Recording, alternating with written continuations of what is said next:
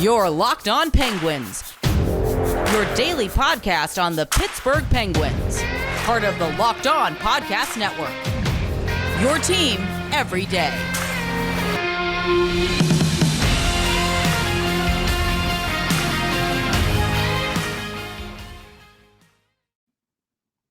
What's up, everyone? Welcome to this Friday evening episode of the Locked On Penguins podcast, the last episode for me, at least in Northern Virginia for a long time.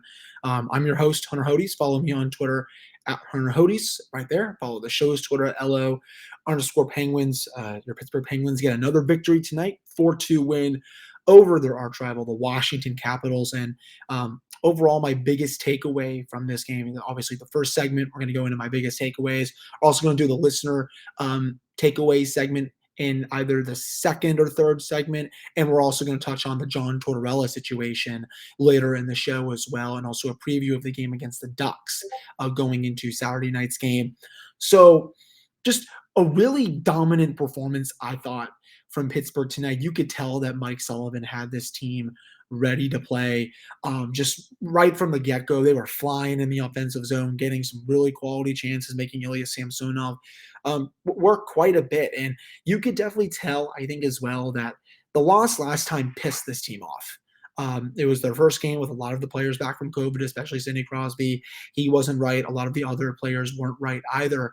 But this time, those players were right, and then some, because they had some really good games, especially against, and we'll get to Kasperi Kapanen in just a minute. But if we go into the underlying numbers to see what they told us, it was a bit the numbers painted it a bit closer than what I thought the game was. Pittsburgh had 51% of the shot attempts at 5v5. They had 55% of the scoring chances for at 5v5, 57% of the high danger, and then for expected goals for 1.68 for Washington, 1.63 for Pittsburgh. But if you go to all situations, Washington actually led the lead in shot attempts, but Pittsburgh led the way in scoring chance for with 55.7% of those. High danger, 60% for Pittsburgh, and then overall 3.61 expected goals for the Penguins. All situations 2.2 for Washington. So if you go away from 5v5, it looks a lot better. But I thought for definitely the first 50 minutes, Pittsburgh was taking it to them. And obviously, I think the Capitals are a really good team. They're definitely surprising me a bit this year. I did not think they would be this good and, challenging for the Metro. I thought they would be a playoff team, and I know they will make the playoffs, but I didn't think they would be this good. That said, I still think if the Penguins do get healthy, and even when they're still a bit banged up, as you saw tonight, Pittsburgh can play with Washington in a 7-game series, and I think they could potentially beat them as well. And I understand as well, Washington is a bit banged up too, but just with the way Pittsburgh was able to clog up the neutral zone and clog up the offensive zone as well, with how they were defending, they weren't letting Washington get to a lot of the high danger areas just throughout the entire contest. That might be the big difference for me in a 7-game playoff series if these two teams were to play. Tristan Jarry, again, he was fantastic. You knew that he was going to start this game. They're not going to freaking start him against the Ducks tomorrow night. That's going to likely be Casey DeSmith in the third jersey thing. Sorry, apologies on that. The third jersey's debut, which actually debuts, it is 10:50 that I'm recording this right now. An hour and 10 minutes, they will be on pensgear.com. So you have that to look forward to. Anyways, getting back to what I was saying about Jarry, sorry for just getting off the rails a little bit there. Just a really strong night. His outlet pass to get to Sid for the empty net, what a play that was. I'm not really too fond of his puck handling abilities. I don't really think anyone is, considering what the heck happened in the New York Islanders with the Josh Bailey situation. But that was a beautiful clear around the boards, was able to get the puck to Sid, and then Sid made the Caps defender there look silly. He gets it to Jeff Carter, who ices the game. I know some Capitals players, they went immediately over to the officials trying to argue it. So I think if people weren't watching it on ESPN Plus and Hulu, which was the only way you could, if you didn't get to hear it on radio, or Josh Getzoff and Phil Bork didn't explain it, basically what they thought was, the Caps players that is, they thought that it went out of play into the netting and came back down, and then the Penguins scored. But it went off an official. That's now 2 basically pretty lucky breaks that Pittsburgh had tonight. The other one being the Brock McGinn goal that went off Evgeny Kuznetsov. This team has been really unlucky for multiple reasons this year. I'm not going to give a flying crap if they get lucky on a couple of goals. That's just regression coming back to the mean a little bit. But again, just a really big performance from Pittsburgh, and they were able to get those 2 points. And they're now 7-1-1 in their last 9 games. And I remember when people were panicking about the team, saying, well, there's a chance they don't make the playoffs. And sure, it's still going to be a bit of an uphill climb, but they're in a playoff position right now. The teams below them stink. I mean, except, well, the Red Wings are not bad, but they're starting to lose a little bit. Columbus is okay, but below them, a lot of those teams like Philadelphia, New Jersey, heck, even obviously Buffalo, Ottawa, Montreal, those all teams are not that good this season. Boston, I think, eventually will wake up a little bit. I think they will slide in that final wild card spot, if not in the top 3 in the Atlantic. But this team is mainly fine. They can be really, really good if they continue to get the goaltending that they're getting, and if they can get healthy here in the next few weeks and continue to play this way, they're going to be a really tough out for any team that they get in the Stanley Cup playoffs. I've been saying that since before the season started, and I'll keep saying it now. They're 7-1-1 in their last 9 points in 8 of their last 9. And tonight was, I think, their most complete performance overall. Since that, should I say that Vancouver game? I think Pittsburgh played pretty well in that game. Seattle was, I think, a bit closer than the score indicated. But, this was probably their best win, I think, in quite some time. Even though the Vancouver one was pretty good, I would put this game against Washington even better. Another big takeaway that I have, Kasperi Kapanen. We have been waiting for this. Me especially. I've been talking about this time after time again on this show that we need to see something. Mike Sullivan took a chance and put Cappy on the top line with Sid, saying basically like, hey, man, show me something. You're playing like garbage this year. Let's see if we can elevate you and that can change your game. And boy, did that work, and then some. I mean, Kapanen was a completely different player tonight, flying in the offensive and the defensive zones with Sidney Crosby and Evan Rodriguez. I was a little scared when he decided to take on Alex Ovechkin one-on-one in the first period, and obviously Ovi's going to make him look silly. I mean, why would he not? Why would he not? But outside of that, just a really awesome game from Kapanen. I know that he had that hat trick against Minnesota a few weeks ago, but other than those goals, you didn't really. What else was there? And that sounds weird because the guy scored a freaking hat trick, but even outside the goal he scored tonight, he was just everywhere on the ice, which is just crazy to me because we haven't seen that from him in so freaking long. Just the goal that he scored, what a feed from Sid to get it to him, and then he goes long side past the glove, makes it 2-0. Again, just a really huge goal in a moment when the Penguins really needed, because at that point, actually, no, excuse me. That one made it 3-0. That's my fault, everybody. But it was a really huge moment when, again, the team really needed it, because it was still the game was in striking distance for Washington. I can't believe I mixed up the goals from McGinn and then Kapanen. I apologize on that. But again, Pittsburgh was playing well, but even with a 2-goal lead, you're still like, what's going to happen here, right? Or is Washington going to push back? If they get 1 goal, could the wheels come off? Washington, they did have some pushback in the third period. Obviously, it was a little too late for Washington to come back, but still, you're able to get that 3rd goal. That's what I think really put the game away, at least in my opinion, and just a really nice goal there. His move on Dmitry Orlov in the 3rd period was absolutely disgusting. What a save by Samsonov. That would have made it 4-1 if Brian Dumoulin was able to score there. He just basically went between the legs on Orlov. He probably should have shot it there. I think Cappy was trying to be a bit too cute. I know Dumoulin had a nice shot. Samsonov had a better save. But just when Kapanen's playing like that, few can touch him on this team. So I'm really hoping that this could be the big jumpstart for Kapanen the rest of the way. He was not that good coming into this one. Gets a goal and a beautiful move there, and then another couple moves prior to that goal. He was stealing it tonight.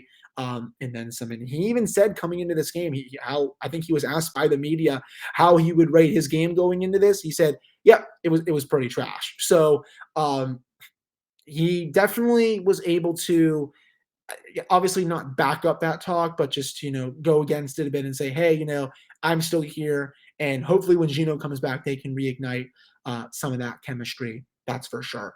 Those, I think, are my first couple big takeaways from the game. I'm going to have more on this matchup or the recap coming up, in the next episode. I cannot speak for whatever reason tonight. I don't know what the heck is going on.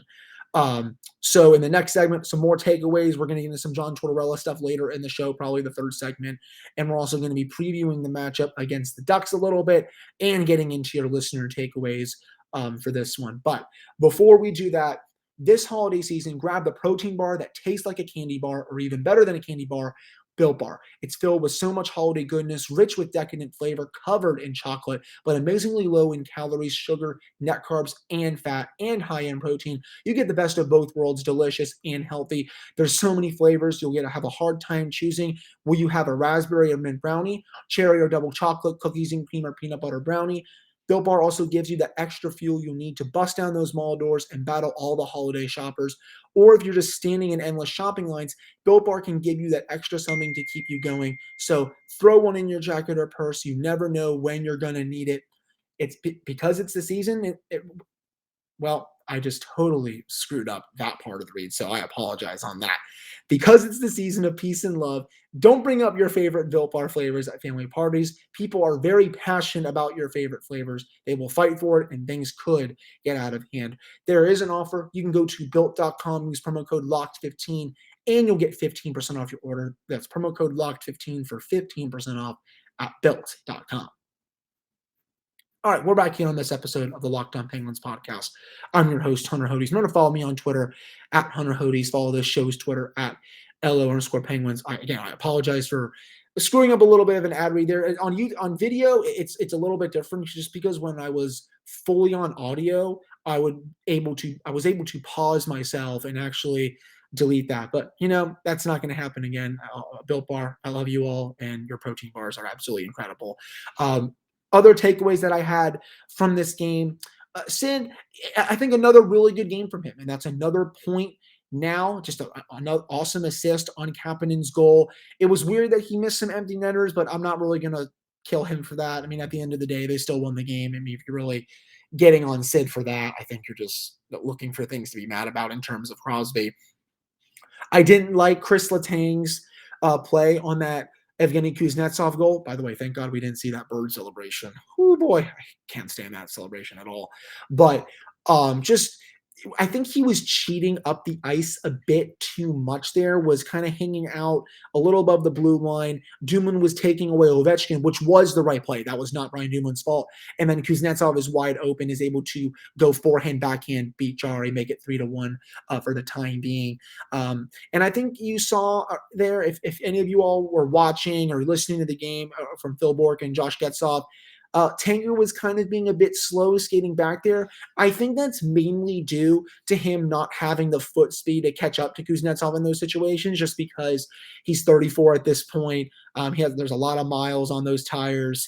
And also he was just out of position. I don't even really know if he could have caught up at that point. And I think if he did, Kuznetsov potentially could have drawn a penalty shot if he didn't score in that situation. But overall, just not a good play from Tanger there. I kind of want to see better from him in that regard. But overall, I thought he played a pretty good game outside of that. John Marino, what a game from him. Hopefully you all cannot hear the ambulances in the background. I'm at my girlfriend's apartment, and there's just, okay, I think it's going away now. Never mind. But John Marino, what a pass that he had on Danton Heinen's goal. He comes in the offensive zone, looks like he's going to shoot it, fires it cross ice. Heinen's right there for a tap and gets his 8th of the season. And I've been saying this since before the season started. He is a perfect fit for Mike Sullivan's system and the Penguins. It's just been a really shrewd move since he was signed. Ron Hextall knew what he was doing with that one. And now the Penguins have played, 27 games this year. He has already had 8. He already has 8 goals. He only had 7 in 43 last year. So he has gone over his goal total from last year in 16 last games. That just goes to show how confident that how he's playing right now, and how a change of scenery plus better line mates to play with is just so huge for a player like Heinen. By the way, Jeff, if you're listening to this or watching this on YouTube, 2 more now till the Cockeye Barbecue. Thank you for tweeting me that. By the way, but just a really nice finish there from Heinen after a great Marino pass. I think defensively, this might have been Marino's finest game as well, was taking away a lot of rushes from the Capitals in the defensive zone, getting some nice clears in the defensive zone as well, activating in the offensive zone well, too. So a really big game there, I thought, from John. Just honestly, I think perhaps his best game of the season, in my opinion. So was really impressed with Marino in that regard. Trying to see here. Nice to see Brock McGinn get on the board. I know it was a little bit lucky, but with how the team's finishing ability has been this season, you take that, you run the other way. I mean, that's just how it is.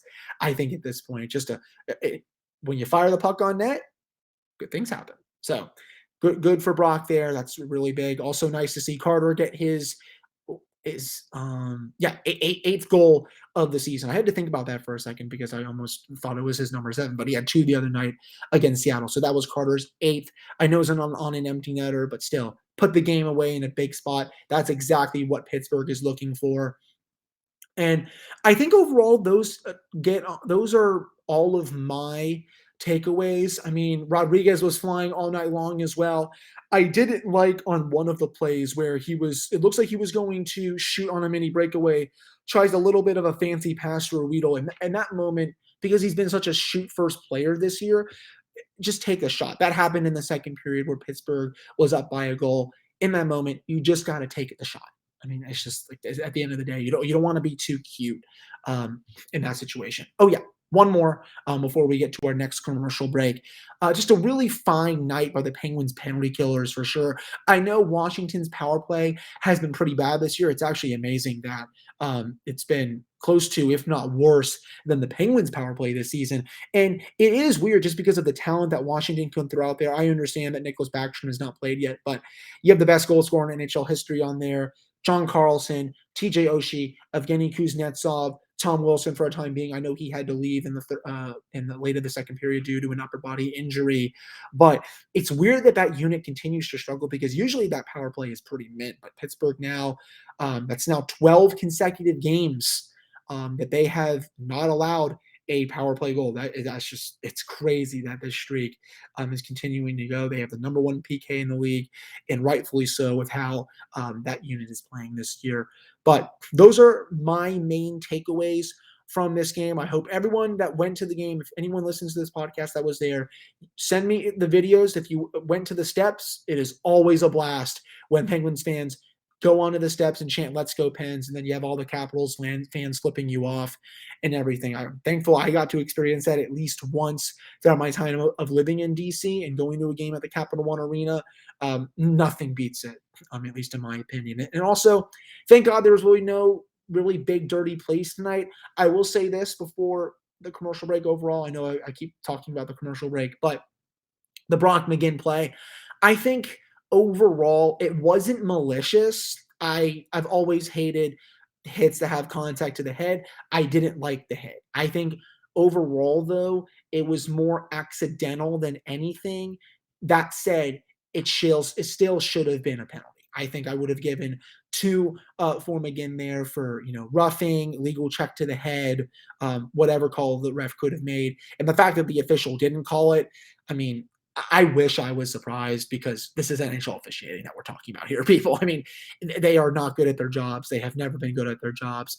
I understand Capitals fans are going to go out there on social media or, talk with their friends or whatever and say, well, imagine if Tom Wilson made that hit on a Penguin player. And it's just like, don't even bother engaging in that kind of stuff if people say that to you or whatever. It's just, they kind of treat Wilson like a cult following, I think, at this point, and it's silly to even engage. But overall, still not a great hit from McGinn. I would have given him a penalty.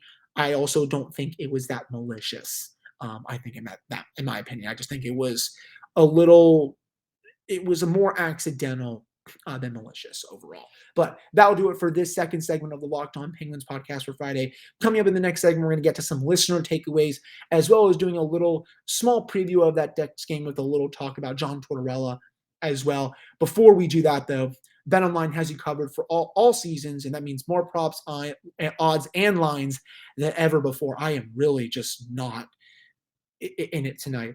But the NFL season is still marching on. The playoffs are in just about a month now, which is crazy.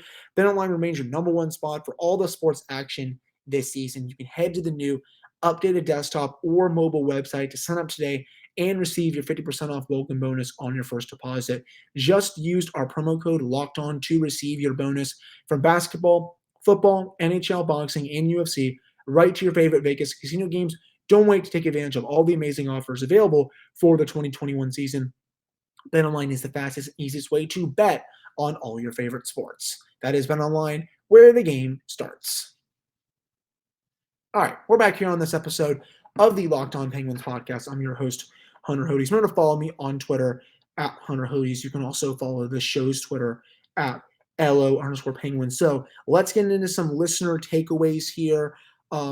Overall from this matchup, Dominic says, I think Evan Rodriguez should get the permanent first line spot over Brian Rust.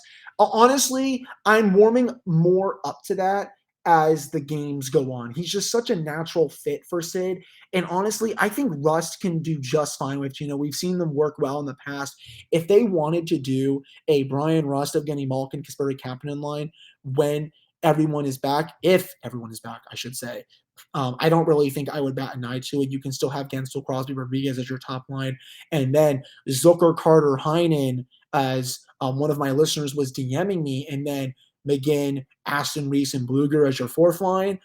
With the defense and Tristan Jarry playing well, we're cooking. We are cooking now. That would be a really freaking good lineup. And this just goes to show how deep this team is. Overreacting Habit says, great statement win. Having the game on ESPN Plus sucks. Next man up was rolling tonight. Yeah, I didn't really like that. The only way people could watch it was a subscription. I think you need to find other ways for people to watch the game. I understand why ESPN is doing this. It's just so, they want you to pay for their streaming service. I will continue to beat, the drum. You should subscribe to ESPN Plus. It is very worth it. It's cheaper than what NHL TV was, and you get to watch any game no matter who is playing. And honestly, the delay is not even a minute, honestly, barely even 30 seconds behind, and the quality is awesome. So I recommend everyone get ESPN Plus, at least in my opinion. And then Alan T. Yoder says, PK, not sure what else to say other than wow. Kapanen looked fired up. Yeah, he was fired up this entire time. Loving the Heinen and McGinn signings more and more. Huge win and hope they can keep this up tomorrow. Yeah, I agree, Alan. The big game tomorrow is going to be huge as well against Anaheim. The return of those beautiful third Pittsburgh diagonal jerseys. If anyone tries to tell you that they're a ripoff of the Rangers, you know what? Who cares? I don't have time for that kind of stuff right now. So I'm definitely looking forward to that. But yeah, Heinen and McGinn have been pretty decent, to say the least. Heinen more so. I think McGinn probably has another gear to get to. But Heinen has been a really good signing overall for Pittsburgh. Nick, I'm going to read your first sentence for this, and I'm not going to care. He says, as the saying goes, the cheeks were clapping in tonight. Yes, everyone says that on wherever. If you're on social media, if you're not on social media, you talk to your friends. I'm sure you've heard at least one person say that to you. Yeah, Kapanen was nuts tonight. I've been getting that a lot lately, and I'm glad he was. Sid was also great besides not being able to score in the empty net.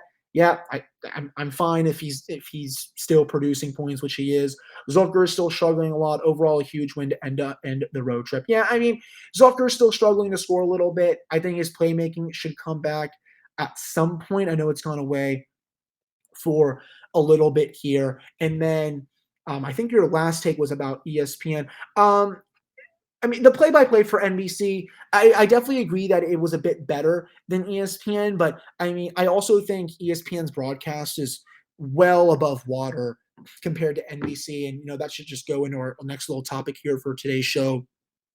I loved how Ray Ferraro and Rick DiPietro just made John Tortorella look like a complete doofus on live TV. In case anyone did not watch the postgame or did not listen to the intermission report, Tortorella was asked about that Sonny Milano, Trevor Zegras play where Zegras kind of did like a mini Michigan-style goal, lifted the puck up, put it in air, and then Milano was able to bat it in with his stick. That's honestly probably going to be the goal of the year. It's one of the best goals I've ever seen.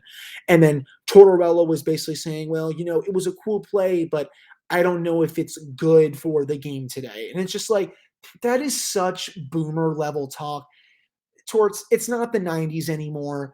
No one is going to, take headshots at you. There's no enforcers in the league to do that. And I loved how Ray and Rick were just kind of smiling at him. And Rick had the comment on the post game. He's like, can we get Torts a chair for his lawn so he can tell me to get off of it? I mean, that was incredible right there. And just the way Ray was explaining it to Torts, it's just, he even said, like the game it's not in the 90s anymore. It's 2021. It's completely different now.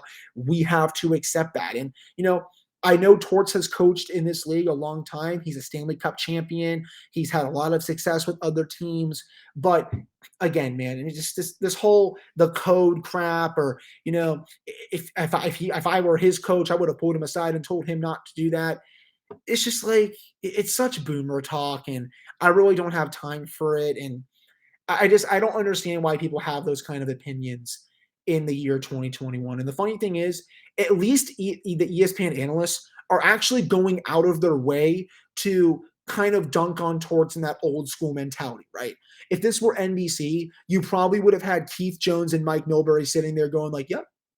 Oh yeah, I agree with you. Yeah, this was totally bad. This wouldn't have happened back in my day. No one would have pushed back on the other. And I know damn well Liam McHugh probably wouldn't have either. So I'm just really glad that there's kind of like some new school analysts there to kind of just butt heads with Torts. And you can kind of tell that Torts was getting ready to walk off the set a little bit. I don't think he was happy at all. But I just did not like his comment there. And it's just, you don't got to be a boomer for the sake of being a boomer. It was really just an old man yelling at a cloud meme kind of moment. And that brings us to a little game against the Ducks tomorrow night. Zegras has been awesome to start the year. Troy Terry's been really good. Sonny Milano has had a resurgence. John Gibson's been really good. The Ducks are pretty decent this year. This is not something that I saw coming. They're definitely in the playoff push right now. And this is not going to be an easy game for Pittsburgh to win, especially with a back-to-back. Casey DeSmith is going to start. He has struggled a lot this year. I know he had a good start against Seattle, but this is still going to be a pretty tough game with how Anaheim is playing this year. I also did a little bit of a crossover on the Locked On Ducks podcast, with JD today. You can go check that out on the Locked On Ducks podcast. I'll also retweet it onto the Twitters, and I'll also try to put it down in the description box as well for YouTube. But that'll do it for today's episode of the Locked On Penguins podcast. I appreciate all of you listening to this one. We will be back next week in a new location. I am moving to Richmond, Virginia tomorrow, a couple hours away. So I'm finally getting free of the DC area. I am just so tired of being here with all the Capitals fans and everything like that. But again, huge win by Pittsburgh. Got them 2 big points, and we'll see if they can get 2 more tomorrow night against Anaheim. We'll have a full game recap for Monday's episode. And then, obviously 5 total episodes next week. We're going to have Sean Gentili on of The Athletic next week as well. It'll be his first time coming on Locked On Penguins. It'll be a little bit of a tease for you all at the end of this episode. So thank you all so much for listening and watching, and I will talk to you all next week. Have a great weekend.